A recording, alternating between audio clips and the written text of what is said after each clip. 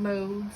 Would you Kind explain of use it. Yeah. Yeah, we kind of use the terms interchangeably. But, CPAP is one pressure. It's like a PEEP, basically.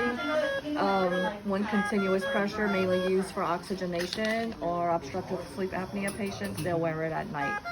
BiPAP is two settings. You have an inspiratory pressure and an expiratory pressure. Your expiratory pressure is like your PEEP for oxygenation. Your inspiratory pressure will set depending on how much ventilation we want for our patients. So patients with higher CO2s, patients waking up or whatever, we don't want to intubate, we'll put them on BiPAP to try and bring that CO2 down. The alarm silence isn't working, I apologize.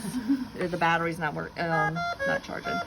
So alarm silence is here normally, upper left-hand corner if you need it. All your information from your patients is up here at the top, their total respiratory rate, their inspiratory pressures.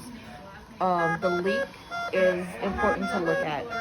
A normal leak between, say, like 40 and 60 is acceptable. We don't want to see a zero leak with our CPAP BiPAP patients. If it's a zero leak, that means this mask is too tight and we're going to get some breakdown. So we want to loosen it up a little bit. So just remember, 40 to 60 is acceptable for a leak on these patients.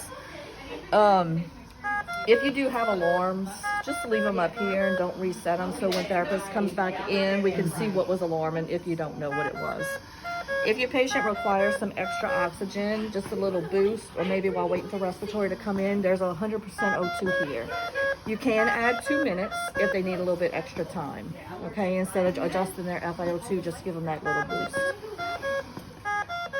Put your patient in standby instead of turning the machine all the way off. If they want to take a break or eat, just put it in standby. And either when you put the mask back on, they'll trigger it to restart, or you can just press restart and it'll start back up again. Okay, it's a lot easier than turning the machine all the way off and back on. As far as adjusting the settings, let's leave that to our therapist, except for FiO2. If for some reason patient needs to have their FiO2 adjusted, you know your therapist is coming, you've communicated with them. It's a touch in either your up and down arrows, or you can use this here and just swirl your finger and then accept, okay? So let's put that back down to save our oxygen and accept. The mask on our BiPAPs, all of the ports on the mask should always be closed, as well as this one here, okay? None of these should ever be open. The only port that should be open is here on their circuit, okay? That's their exhalation. The exhalation valve is not on the mask, it's on our circuit here. So just make sure it's always open.